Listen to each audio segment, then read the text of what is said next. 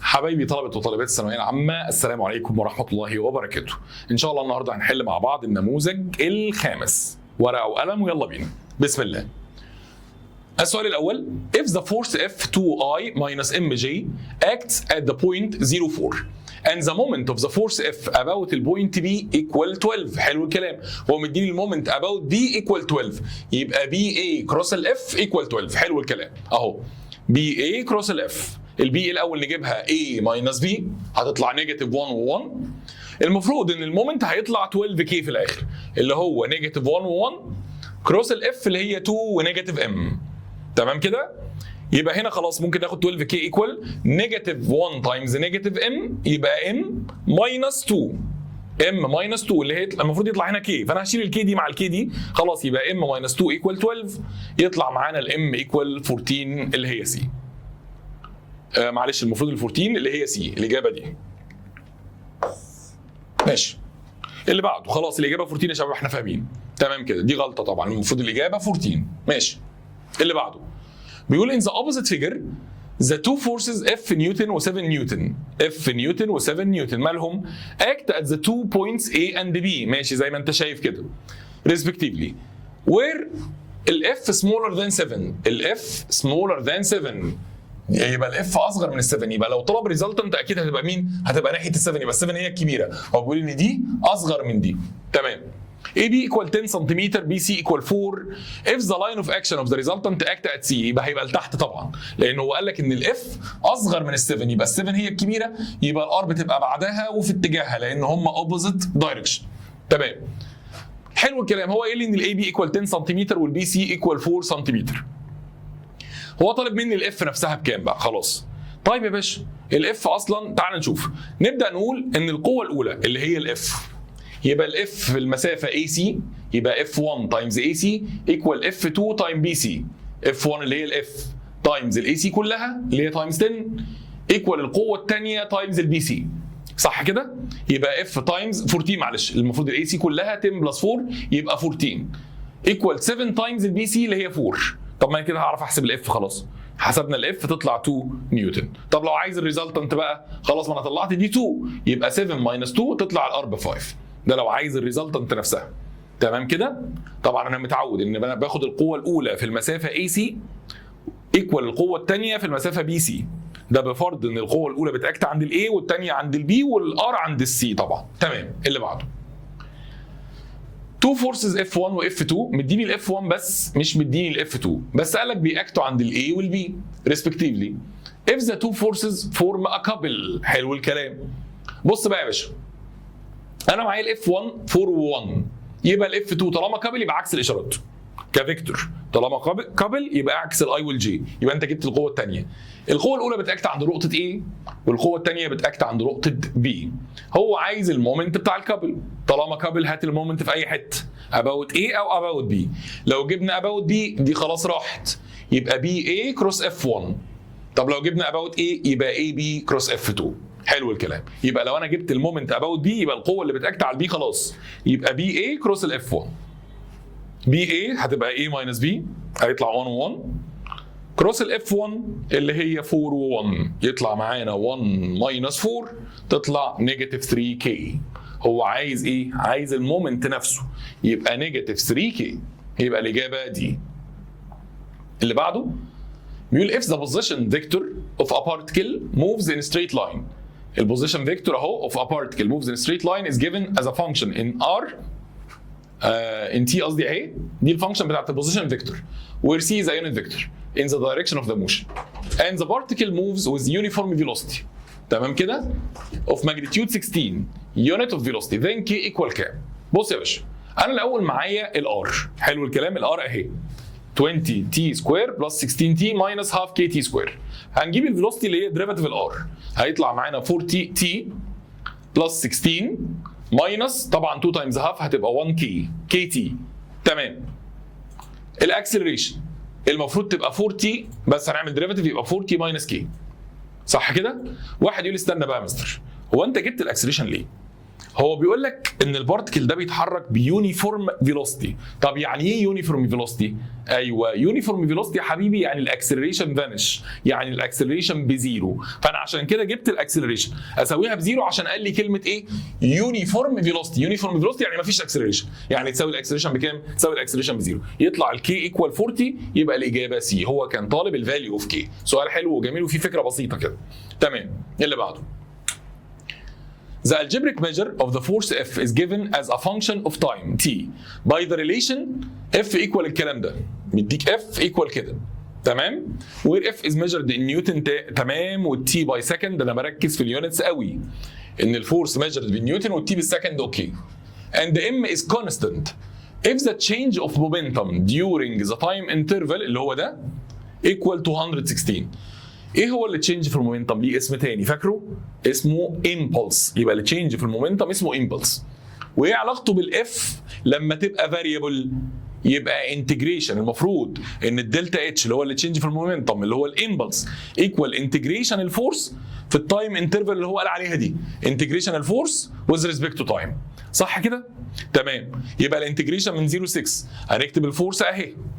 المفروض ايكوال كام يا باشا؟ ايكوال 216.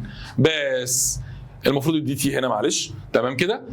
ممكن بقى اجرب الاختيارات، يعني احط الام مره ب 3 مره ب 4 مره ب 5 مره ب 6 لغايه اما تطلع لي 216. انت طبعا بتعرف تكتب الديفينيت انتجريشن، هتكتب الديفينيت انتجريشن 2 اكس باور 2 بلس اجرب بقى الام مره ب 3 اكس وادوس ايكوال. لو طلعت 216 يبقى هي صح، ما طلعتش يبقى ايه اجرب اللي بعدها وهكذا. او تعمل بقى انتجريشن عادي مانيوال وتعوض مره بال6 ومره بالزيرو وتعمل ماينس وتبتدي تجيب الفاليو اوف ايه؟ الفاليو اوف ام. انما انا شايف انت لو كتبت ده على الكالكليتر زي ما هو كده بس اجرب الام مره 3 مره 4 مره 5 مره 6 اللي هتطلع الاجابه الصح هي الام ايكوال 4. يبقى الاجابه بي. تمام. اللي بعده. In the opposite figure, the forces of magnitudes F و8 و6 نيوتن F و8 و6 نيوتن act at the points A و B و C. الثلاث قوى دول اللي هم ال F وال 8 وال 6 ماشي. act at A و B و C ماشي. واداني ال AB equal 10 سنتيمتر زي ما انت شايف وال BC equal 6. الريزلتنت of the forces acting at the point M واداني ال M belongs لل AB واداني كمان ال AM ب 8. طب حلو جدا، حلو جدا الكلام ده. تمام. يبقى انا عارف الار فين، عارف الار فين وعارف بتاكت في انهي حته بالظبط والمسافه كام. يبقى اسهل حاجه تجيب المومنت عند الار بزيرو. المومنت عند الار ايكوال زيرو، لان لو الار بتاكت عند الام يبقى السم مومنتس اباوت ام ايكوال زيرو. يبقى سم مومنتس اباوت الام ايكوال زيرو. تمام. تعالى بقى نبدا نجيب المومنت بتاع القوه اف الاول. الاف بتلف حوالين الام ازاي؟ بتلف انتي كلوك وايز. تمام كده؟ طب والمسافه 8 هو اللي قال اهو، هو اللي قال الاي ام ب 8. يبقى اهو من الاي لغايه الام 8 وانا بجيب المومنت عند الام يبقى انا هاخد المسافه دي اللي هي ام اي اللي هي 8. طيب بعد كده نروح لل8. ال8 بتلف انتي كلوك وايز في المسافه دي هتبقى 2 بقى خلاص، لان دي كانت 8 وده كله كان 10 يبقى المسافه دي 2. يبقى من هنا لهنا 2 يبقى تايمز 2. وبعد كده ماينس ال6 في المسافه من الام لغايه السي هتبقى 2 بلس ال6 يبقى 8. كل ده ايكوال 0. عرفنا نجيب مين يا باشا؟ عرفنا نجيب الفاليو اوف اف هتطلع 4 نيوتن اللي هي A. تمام. اللي بعده. In the opposite figure ABCD is a rectangle in which AB equal 6 سنتيمتر ده و BC كله equal 8 if the two forces 30 و 30 نيوتن act at A and C in direction parallel to BD وواحدة التانية parallel ل DB respectively. Then the norm of the moment of the couple equal كام؟ طيب بص يا باشا، أنا عندي أكتر من واي للسؤال ده. هي المسافة ما بين القوتين دول، واحد يقول لي أنا هاخدها كده diagonal ماشي ما عنديش مشكله، بس الانجل دي كلها مش هتبقى 90، دي بتبقى 90 في السكوير بس يعني لو ده كان سكوير كان الفورسز لو هي بارلل للدياجونال ده هيبقى الدياجونال الثاني بيربنديكولار عليهم كلهم، انما في الريكتانجل لا. ففي حل من الحلول ان انا كنت بكتب هنا سيتا وهنا سيتا. تمام كده؟ يبقى لما اجي اجيب المومنت هيبقى ايه؟ هيبقى 2 سيتا. يبقى النورم اوف ذا مومنت هو عايز النورم، خلاص ممكن ما اركزش في الدايركشن قوي طالما عايز نورم. هي هنا بتلف عموما انتي كلوك وايز، يبقى الاف في المسافه اي سي في ساين المفروض بقى 2 سيتا اللي هي ما بين الدايجونال والفورس، ما بين الدايجونال والفورس اللي هي 2 سيتا. تمام كده؟ ما تعتبرهاش 90 لان الانجل دي بتبقى 90 لو ده كان سكوير. تمام. واحد يقول لي طيب انا اجيب ساين سيتا منين ولا ساين 2 سيتا دي منين؟ انا ممكن اشتغل الاول جوه الريكتانجل ده، اجيب الساين السيتا الواحده. ما انا معايا الريكتانجل قال لك الاي بي ب 6 تمام كده؟ يبقى تان سيتا ايكوال 6 اوفر 8 من المثلث ده اهو. هو ده كده ب 6 وده كده ب 8 يبقى تان السيتا الواحده ايكوال 6 اوفر 8. واحد يقول لي يا مستر انا هعمل شيفت تان، هتطلع معانا الانجل كده وبعدين اضربها في 2 واحطها هنا، اضرب الانجل دي في 2 واحطها هنا، خلاص يبقى المومنت هيبقى الفورس ب 30، الفورس ب 30 المسافه اي سي اللي هو الدايجونال هنجيبه ببايثاغورس هيطلع معانا 10 وساين 2 سيتا يعني ساين 2 في الرقم ده هيطلع 73 وشويه يبقى ساين الرقم ده. احسب يا باشا الاجابه دي. انا شايف ان اقرب حاجه ليها في الاختيارات هي الاجابه دي، يبقى الاجابه الصح تبقى 288. واحد يقول لي مثلا طب ينفع كان ساين 2 سيتا دي اخليها 2 ساين سيتا كوزاين سيتا؟ ممكن بقانون الدبل ونجيب ساين سيتا وكوزاين سيتا من المثلث برضو. وفي حلين تاني انت لو شفت فيديو المراجعه هتلاقيني حليت حلين تاني للسؤال اللي زي ده. حل منهم ان انا بطول ده واجيب البربنديكولر وهكذا، بس انا شايف ان ده يعني ابسط حل شويه. اللي بعده بيقول particle moves in a straight line where its velocity v is given as a function in time by the relation v equal كذا. يعني مديني الفيلوسيتي اهي والفي measured in meter per second then the algebraic measure of the average velocity. تاني average velocity يبقى ايه؟ displacement على time، صح كده؟ طب انا لازم اجيب الديسبيسمنت. طب اجيب الديسبيسمنت ازاي من الفي؟ انتجريشن ومن غير ابسوليوت، لان الانتجريشن الفي بابسوليوت يجيب ديستنس. هنا احنا عايزين ديسبيسمنت يبقى انتجريشن الفيلوسيتي في التايم انترفال من 0 ل 4 كده انا جبت الديسبيسمنت. هو عايز الافريج فيلوسيتي، خلاص يبقى نقسم الديسبيسمنت على التايم انترفال اللي هي من 0 ل 4 يبقى 32 ديفايدد 4 تطلع الافريج فيلوسيتي 8 متر بير سكند. نمبر 9 A body of mass 2 units of mass moves in a straight line under the action of the two forces F1 و F2. If the acceleration vector is كذا then A plus B equal كام؟ طيب mass وفورس واكسلريشن خاصة ان الماس كونستنت يبقى الاف equal MA. تمام؟ طب اني اف بقى؟ قلنا الاف اللي هي الريزلتنت اللي هي مجموعة 2 forces يبقى A plus 2 كوما نيجاتيف 1 plus B. دي كده الاف اللي هي الريزلتنت ايكوال الماس اللي هي 2 يونتس في الاكسلريشن اللي هي 3 and 4. حلو الكلام. ممكن نفصل بقى يبقى الاي بلس ال2 لوحده ايكوال مين؟ ايكوال 2 تايمز 3 اللي هي 6 والنيجاتيف 1 بلس البي ايكوال 2 تايمز 4 اللي هي 8. من هنا هنطلع الاي ب 4 ومن هنا هنطلع البي ب 9 يبقى اي بلس بي 4 بلس 9 ايكوال 13 اللي هي سي. ماشي. نمبر 10 بيقول if the opposite figure represents velocity time graph of a car moves in a straight line then the displacement within the time interval او عايز الديسبيسمنت من 0 لغايه 15. طيب المفروض انتجريشن الفي وعلى الجراف يبقى اريا، صح كده؟ وطالما ديسبيسمنت يبقى اللي تحت بالنيجاتيف واللي فوق بالبوزيتيف. فانا هجيب اريا التراينجل الاولاني ده اللي هو من 0 ل 5 ده، البيز ب 5 والهايت ب 2 ده بالبوزيتيف عشان ده اباف الاكس اكسس، صح كده؟ يبقى هاف تايم 5 تايم 2. اما المثلث الثاني اللي هو تحت ده من 5 ل 15 يبقى البيز ب 10 والهايت هنا اهو ب 2 بس بالنيجاتيف عشان تحت. طب امتى كنت تاخد كله بالبلس؟ لو كان عايز ديستانس، بس هو هنا برضو عايز ديسبيسمنت تطلع معانا نيجاتيف 5 لينث يونت. طب امتى اختار 5؟ لو كان طالب الماجنتيود بتاع الديسبيسمنت، انما هو عايز الديسبيسمنت بس تبقى نيجاتيف 5. اللي بعده 11 بيقول if AC equal BD equal 4 سنتيمتر، يعني ال AC ده equal ال BD اللي هنا equal 4 وال CD اللي في النص ده ب 10. Then the algebraic measure of the moment of the resultant couple equal كام؟ هو قايل ده 4 وده 4 وده 10. طب هو couple فعلا لان دي عكس دي والاثنين دول برضو عكس بعض. خلاص يلا نجيب المومنت. انا بدات بالام 1 اللي هي النيجاتيف 6 اللي هي الفورس دي بتلف حوالين دي اهو، انا بلف ال6 حوالين ال6 يبقى كلوك وايز نيجاتيف في المسافه كلها 18 وساين 90 خلاص. اما القوتين دول بيلفوا حوالين بعض كده انتي كلوك وايز يبقى بوزيتيف. القوه الواحده ب 8 والديستنس ما بينهم 10 في ساين 30 صح كده؟ تطلع معانا المومنت نيجاتيف 68 نيوتن سنتيمتر اللي هي بي. وركز برضه هو عايز الجبريك ميجر يبقى ناخد الاشاره، انما لو كان عايز ماجنتيود كنا هنشيل الاشاره. تمام.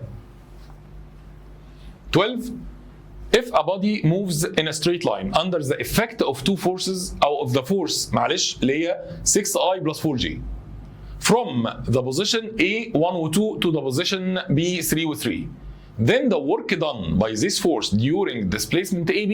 قال لي بس الورك لما يكون الفورس فيكتور خاصة بيبقى F دوت S. F دوت S حلو.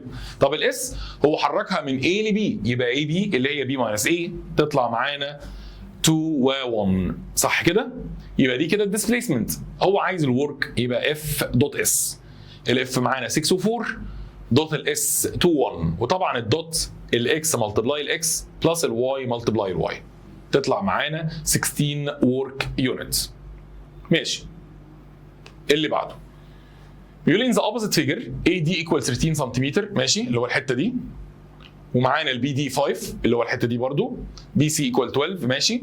then the algebraic measure of the sum of moments of the given forces about A. هو عايز المومنتس about A. تمام. قال لك بص انا عندي مشكله في القوه المايله دي. هي المومنت بتاع دي هيبقى سهل جدا لان خلاص هي بتلف كده انتي كلوك والمسافه ممكن اخدها بيربنديكولر. يعني انا ممكن اطول ده كده واخد المسافه من الاي بيربنديكولر على طول على دي اللي هي هتبقى 12. يعني المومنت بتاع القوه دي امره سهل. مشكلتي في القوه اللي هي المايله دي. واحد يقول لي ايه يعني يا مستر همشي كده كلوك وايز في الديستنس اللي هي 13 بس هدور على ساين دي بقى اللي هو ساين اللي جوه واجيبها من التراينجل. مفيش مشكله على فكره مفيش مشكله خالص. واحد تاني يقول لي انا عندي حل جميل انا هطول مش الفورس دي طالعه فوق كده هطلع دي فوق كده شويه يبقى دي الفورس اللي هي 5 واعمل لها ريزولوشن. هيبقى هنا ايه بقى؟ في 5 كوزاين سيتا لو انا سميت دي سيتا مثلا يبقى دي هتبقى 5 كوزاين سيتا ودي 5 ساين سيتا. السيتا دي زي السيتا دي بالظبط ونلغي دي بقى خلاص انت عملت لها ريزولوشن خلاص القوه دي انت طولتها وعملت لها ريزولوشن ودي سيتا برضه. ونجيب بقى ساين سيتا وكوزاين سيتا من المثلث ده. هنجيب الهايبوتنس هيطلع 13 يبقى الساين 12 اوفر 13 والكوزاين 5 على 13 ماشي. يلا نجيب السم مومنتس اباوت ايه. كده القوه دي خلاص لان دي بتعدي على الايه خلاص اللي هي اف كوزاين سيتا دي خلاص شلناها خالص. تمام. يبقى نشتغل على التن اللي تحت دي. قلنا التن هي بتلف كده انتي كلوك وايز في المسافه بيربنديكولار على طول. ممكن انزل بيربنديكولار كده بص اهو. ممكن امشي القوه ممكن اطول القوه زي ما انا عايز وانزل بيربنديكولار من هنا لان انا بجيب المومنت اباوت ايه يبقى انزل بيربنديكولار من الايه اللي هو 12 سنتيمتر. تمام كده. يبقى المومنت بتاع القوه دي هيبقى بوزيتيف 10 في المسافه اللي هي 12. كده خلصنا المومنت بتاع القوه دي. فاضل لي اللي هي 5 ساين سيتا بتلف كلوك وايز في المسافه اللي هي 13 خلاص وساين 90 اهي يبقى في 13 ساين 90 مش هكتبها. وساين سيتا هنجيبها من المثلث يبقى اوبوزيت على هايبوتنس يبقى 12 على 13 بس كده. احسب تطلع معانا 60 نيوتن سنتيمتر. تمام. 14 F1 parallel to F2 and the resultant are where F1 اهي و F2 اهي. قال لك F1 و F2 acting at the 2 points A and B respectively. Then the point of intersection of the line of action of the resultant of the two forces and A is كام؟ خلي بالك هو اداني الار المفروض ان هي ايه؟ F1 بلس F2 ما فيهاش كلام لان هم ايه احنا قلنا حتى لو مش بارلل الار فيكتور ايكوال F1 فيكتور بلس F2 فيكتور ده في اي حاله. تمام. يلا نعمل بلس يبقى 2 بلس 4 يبقى 6 ونيجاتيف 3 بلس نيجاتيف 6 يبقى نيجاتيف 9. هو قايل لك ان الاف 1 بارلل لاف 2 صح كده وسيم دايركشن هو اللي قايل او حتى من غير ما يقول عشان نفس الاشارات يعني دي 2 دي بوزيتيف ونيجاتيف ودي بوزيتيف ونيجاتيف يبقى هم كده في نفس الدايركشن. تعالى نرسم. ادي القوه الاولى اللي هي بتاكت عند الاي 1 و 3 والقوه نفسها اللي هي اف 1 والقوه الثانيه بي بتاكت عند 4 و 9. الريزلتنت هنقول ان هي بتاكت عند السي. لسه ما نعرفش النقطه دي. هو خلي بالك هو عايز النقطه دي بكام؟ هو عايز النقطه اللي بتاكت عندها الريزلتنت. ركز. الطريقه اللي انا هحل بيها دي لما يكونوا بارلل فورسز يعني لو مديني كل فورس بتاكت عند نقطه A ومديني الكوردينتس وهنا برضو مديني الكوردينتس. الاف 1 2 ونيجاتيف 3 والاف 2 كانت 4 ونيجاتيف 6 وانا جبت الريزلتنت 6 ونيجاتيف 9 بس. قال لي المنظر ده حلو قوي عشان اقدر اجيب لك الاكس والواي. هنتارجت الاكس لوحدها. فاكر لما قلنا هناخد الاكس بتاعت القوه دي في الاكس بتاعتها بلس الاكس بتاعت القوه الثانيه في الاكس بتاعت البي ايكوال الاكس بتاعت الار في الاكس بتاعتها. يعني اقدر اقول اهو، بص كده معايا اهي 1 تايم 2 بلس 4 تايم 4 ايكوال اكس تايم 6. كده طلعنا الاكس. ونفس الكلام على الواي 3 تايم نيجاتيف 3 بلس 4 تايم نيجاتيف 6 ايكوال واي تايم نيجاتيف 9. يطلع معانا الواي ب 7. يبقى البوينت اوف اكشن اوف ذا ريزلتنت 3 و7. بس خلي بالك الحل الحلو ده انا بعمله لما يبقوا باراليل فورسز. لازم يبقوا باراليل فورسز. تمام كده؟ حلو الكلام. تمام. اللي بعده particle moves in straight line where the algebraic measure of the velocity v is given as function in time by the relation d. then the motion retardation امتى؟ ماشي، قلنا retardation accelerated بنعمل ايه؟ بنجيب ال v وال a ونضربهم في بعض. ال v جاهزه 4t minus t square. الاكسلريشن هتبقى 4 minus 2t. تمام كده؟ اضربهم في بعض، نحط ده في براكت وده في براكت ونساويهم بزيرو. امتى ده بزيرو؟ لما التايم يبقى 0 او 4. امتى ده بزيرو؟ لما التايم ب 2. ارسم نمبر لاين اسمه VA 0 2 4. هنجرب رقم ما بين الزيرو والتو هنا في الاثنين دول ونشوف هيطلع ايه. هيطلع بوزيتيف. ما بين التو والفور الVA هتطلع نيجاتيف. ما بين بعد الفور هيطلع بوزيتيف. هو عايز ريتارديشن يبقى من 2 ل 4. تمام. 16 بيقول in the opposite figure if the system started its motion from rest when the two bodies were on the same horizontal level then the pressure of the axis او the pressure on the axis of the pulley. هو عايز البريشر على الاكسس اللي هو 2t من الاخر. طيب نجيب الاكسلريشن الاول. دي الكبيره نازله يبقى 8 minus 6 over 8 plus 6 وطالما جرام برضو يبقى 980. تطلع معانا الاكسلريشن 140 سنتيمتر بير سكند سكوير. هو عايز البريشر على البولي يبقى انا لازم اجيب التنشن، لازم اجيب التي الواحد. ممكن اشتغل على اللي طالعه. دي هتبقى طالعه ودي هتبقى نازله، صح؟ سوري، دي هتبقى نازله ودي هتبقى طالعه. ممكن اخد اللي طالعه على طول عشان ابدا بالتي. يبقى تي ماينس ام جي ايكوال ام اي.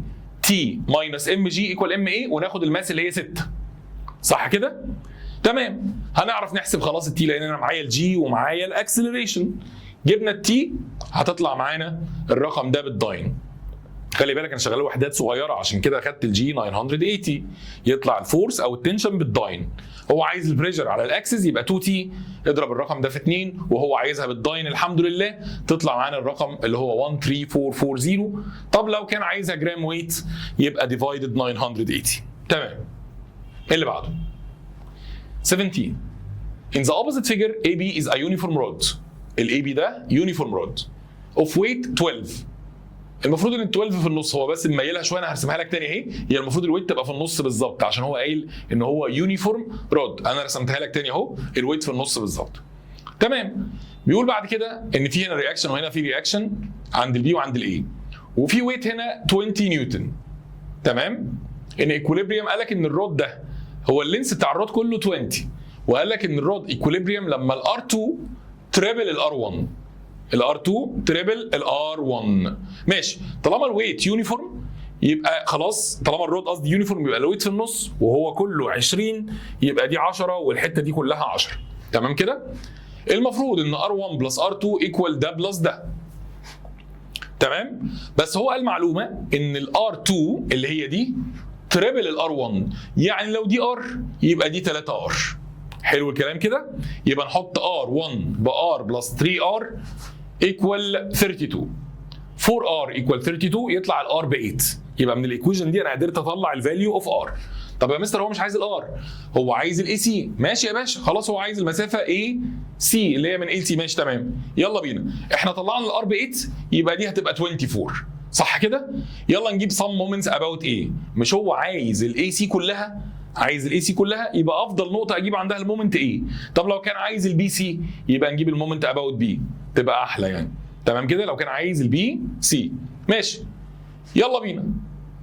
المومنت اباوت ايه؟ ال 12 بتلف انتي كلوك وايز في المسافه 10 بلس ال 20 في في المسافه اي سي اللي انا عايزها اصلا، خلاص ما هي الاي سي دي اللي انا عايزها فانا سميتها اكس. تمام. بعد كده اللي هي ماينس ال 24 في المسافه كلها اللي هو الرود كله اللي هو 20 ايكوال 0. طلعت الفاليو اوف اكس، الاكس دي بالنسبه لك اللي هي مين؟ اللي هي الاي سي على طول. يبقى انا كده طلعت الاي سي 18 سنتيمتر. تمام؟ حلو الكلام. ماشي. 18 A body of mass m kilogram was projected upward in direction of the line of the greatest slope. لا على بلين مايل of a smooth plane inclined to the horizontal by an angle of measure 30. تمام كده؟ يبقى في بادي اترمى لفوق كده. طبعا هنا في ام جي ساين ثيتا وهو اترمى لفوق، وده سموث بلين. ده سموث ايه؟ بلين. ماشي تعال نكمل. حلو. with velocity 7 يبقى دي الفي نيشر، يعني هو اترمى بفيلوسيتي 7 يبقى دي كده الفي نود. if the work done by the weight of the body until it came to rest تمام كده equal كام؟ نيجاتيف 98. هو عارف ان هو هيوصل في مسافه معينه هيبقى فيها ات ريست، لان انت بترمي بادي لفوق يبقى هيديسلريت لغايه ما يبقى ات ريست لحظيا وبعد كده ينزل ايه؟ يتزحلق تاني. هو مديك الورك اثناء الطلوع بس لغايه ما يبقى ات ريست. طيب انا عارف ان الكاينيتيك انرجي قانون السحري تي ماينس تي نوت ايكوال الورك اللي انت مديهولي ده. تمام؟ طيب التي اللي فوق مش هو قال لك هيبقى ات ريست، يبقى التي الفاينل بزيرو صح كده؟ المفروض هاف ام في سكوير، التي هنا هاف ام في سكوير وهنا هاف ام في نوت سكوير ايكوال الورك دان اللي هو نيجاتيف 98 صح كده؟ قلنا انا قلت لك التي هنا بزيرو يبقى الفي فاينل بزيرو يبقى الجزء الاولاني ده بزيرو خلاص. والفي انيشال الاولانيه هو مديها لك اهي 7 يبقى هاف تايمز الماس تايمز 7 سكوير ايكوال نيجاتيف 98. كده عرفت اطلع الماس لان هو طالب مني الماس بالكيلوجرام. تطلع معانا 4. حلو الكلام. في حل تاني طبعا بس ده اسرع بكتير. تي ماينس تي نوت ايكوال الورك اللي هو مديهولي. تمام كده؟ وهو هنا واحد يقول يا مستر بس هو مديني الورك باي ذا ويت. يا ابني ما هو هنا ما فيش غير الويت، لان اصلا البلين سموث يعني ما فيش ريزيستنس وما فيش قوه برده، يبقى خلاص يبقى هو التوتال ورك هو النيجاتيف 98 اللي هو قال لي عليها، لان القانون ده المفروض اخد التوتال ورك مش الورك بحاجه واحده. تمام. نروح للسؤال المقالي الاول. بيقول in the opposite figure if AB equal CD AB equal CD equal 8 و BC equal 6. AB equal CD الاثنين دول كده 8 و8 والحته اللي في النص دي 6. تمام. ركز بقى بيقول لك ايه؟ The two forces 120 نيوتن act at the two points A and D in direction AD. تمام كده perpendicular to AD. ماشي حلو الكلام، يعني دي 90 ودي 90. Find the two equal forces acting at B و C، يعني في قوتين هيأكتوا هنا والاثنين equal and perpendicular على الاي دي برضه، يعني ممكن تبقى واحده تحت وواحده فوق كده او دي فوق ودي تحت. ليه بقى؟ طب هو عايزهم شكلهم عامل ازاي؟ to form a couple، القوتين دول عايز يخليهم يكونوا couple ماله بقى؟ equilibrium with the given couple. يبقى لازم يكونوا عكس ده، مع كلمه ايكوليبريم يبقى لازم الكابل اللي هيترسم هنا يبقى عكس الكابل ده، فالكابل ده بيلف كلوك وايز يبقى لازم ده يبقى ايه؟ انتي كلوك وايز زي كده. هو عايز القوتين اللي هنا، عايز يعرف دي بكام ودي بكام. حلو الكلام. مش انت بتديني المسافه دي 8 ودي 8 ودي 6 ماشي. let the two forces F و F. المومنت 1 بلس المومنت 2 عشان يحصل ايكوليبريم لازم يبقى 0 صح كده؟ المومنت بتاع القوتين دول بلس المومنت بتاع القوتين دول ايكوال 0. دي كده بتلف كلوك وايز يبقى نيجاتيف 120 في المسافه كلها اللي هي 22.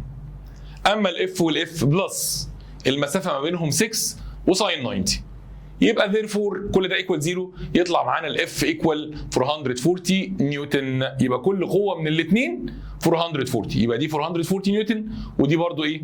440 نيوتن. تمام. السؤال الاخير.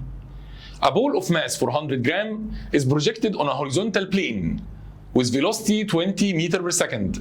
يبقى دي V initial. هو بيقول لك ان البول دي projected يعني اترمت بسرعه معينه يبقى ال V initial ب 20. To move with uniform retardation of magnitude 3 meter per second square, find the change in kinetic energy of the ball after 4 seconds from the moment of projection. تمام. تعالى يا باشا الاول نخرج الجيفنز. انا معايا الماس 400 جرام. تمام. مقبوله ولا مش مقبوله؟ الجرام مش هيمشي بعد كده مع المتر بير سكند فممكن نحولها كيلو جرام. تمام. الفي انيشال اللي اترمى بيها متر بير سكند 20. تمام. وبعدين الاكسلريشن قال لك ان هي ريتارديشن موشن، عشان كده الاكسلريشن خدتها بالايه؟ بالنيجاتيف. تمام. ايه كمان؟ find the change in the kinetic energy of the pole after 4 seconds from the moment of projection. هو عايز اللي تشينج في الكاينيتيك انرجي، اللي تشينج ان كاينيتيك انرجي. ماشي، حلو الكلام. واحد يقول لي يا مستر انا هجيب الفي فاينل بعد 3 ثواني، معايا الفي نوت، معايا الاكسلريشن، فاقدر اجيب ايه؟ اقدر اجيب الفي فاينل اللي هي هتبقى في نوت اللي هي معانا هنا بكام؟ ب 20، والاكسلريشن نيجاتيف 3 والتايم 4. كده طلعنا الفي فاينل ب 8. هو عايز اللي تشينج ان كاينيتيك انرجي اللي هو التي ماينس التي نوت، صح كده؟ اللي هو هاف ام في سكوير ماينس هاف ام في نوت سكوير. معايا الماس ومعايا الفي فاينل ومعايا الفي انيشال، خلاص قدرت اطلع الايه؟ اللي تشينج ان كاينيتيك انرجي. يطلع معانا نيجاتيف 670 نيجاتيف 67.2 جول. بس كده. لغايه هنا يا شباب يبقى انا كده خلصت معاك النموذج الخامس. استناني في النموذج السادس. شكرا والسلام عليكم ورحمه الله وبركاته.